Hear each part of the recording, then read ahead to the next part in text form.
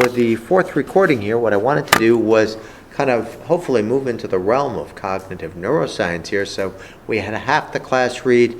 I'm sorry I couldn't change the name. I called it Better Chess Playing Article, and I just couldn't change the PDF name of that. But it was an article called what?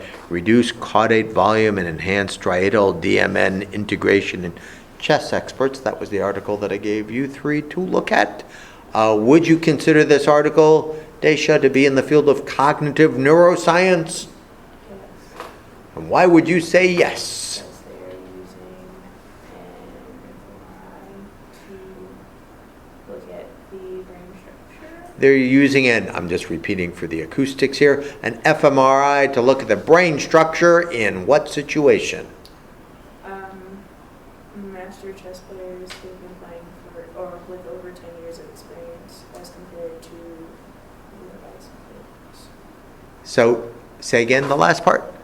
They're being compared to novice players. Novices. So, cross-sectional or longitudinal here? Yeah, this is a cross-sectional design here, so it's cross-sectional, and they're comparing it.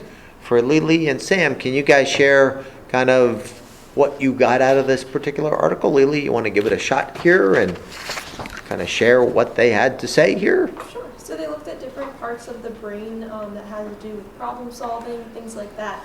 And let me just repeat for the acoustics. They look at different parts of the brain that had to do with problem solving and so forth, and so there were a couple of parts in particular, the bilateral caudate nuclei. The bilateral caudate nucleus. How many people are familiar with the bilateral caudate nucleus?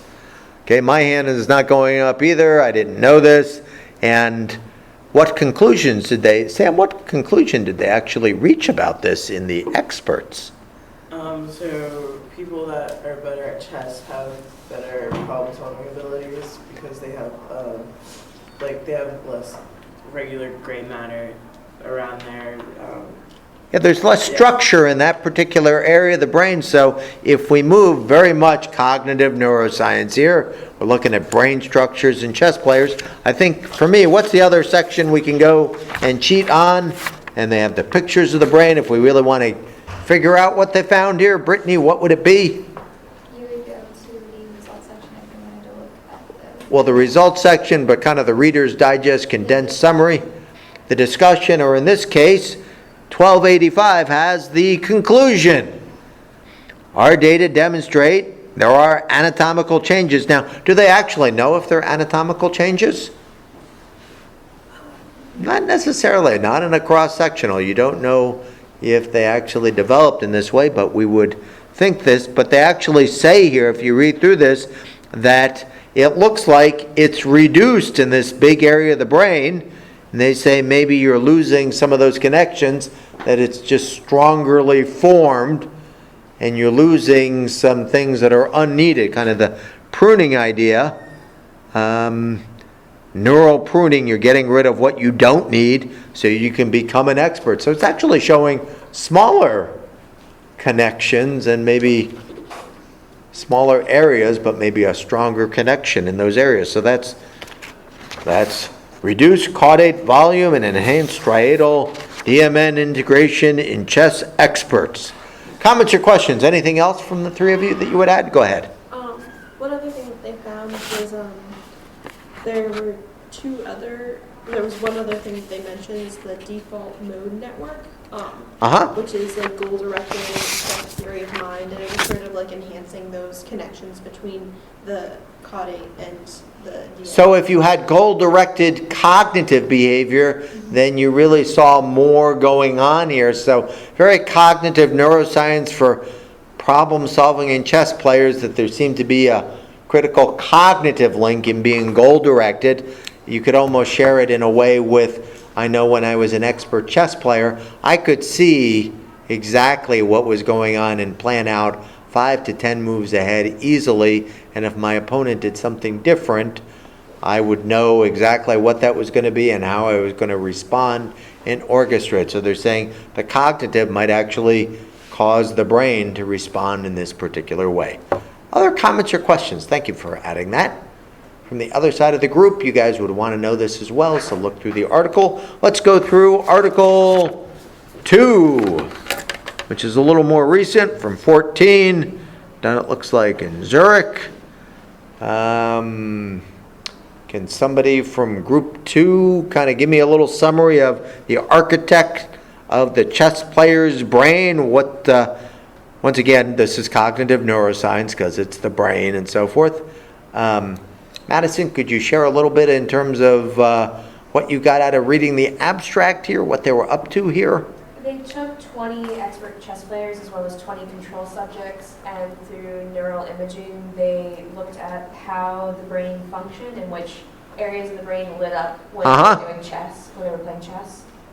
So they looked at functional areas of the brain, very cognitive neuroscience. And Brittany, what was the main finding that they came up with here?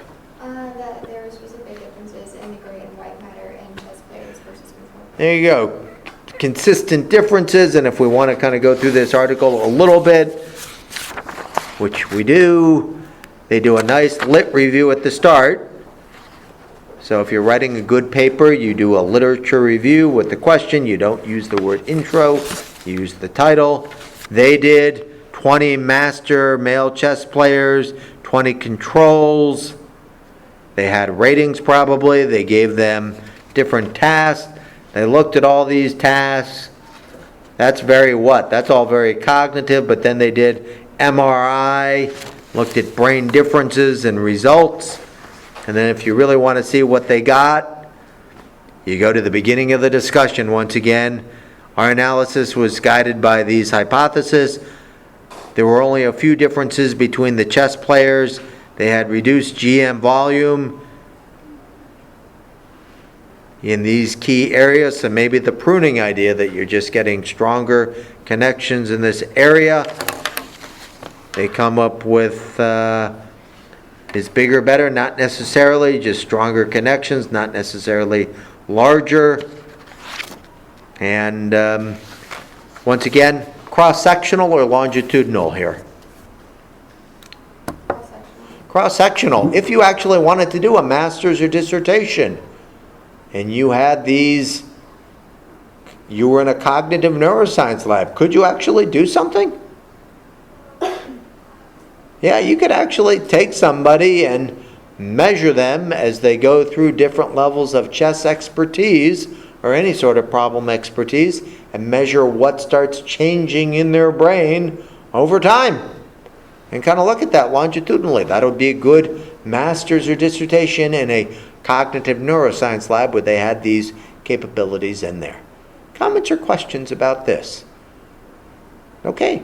I think that'll do it for this part of the class.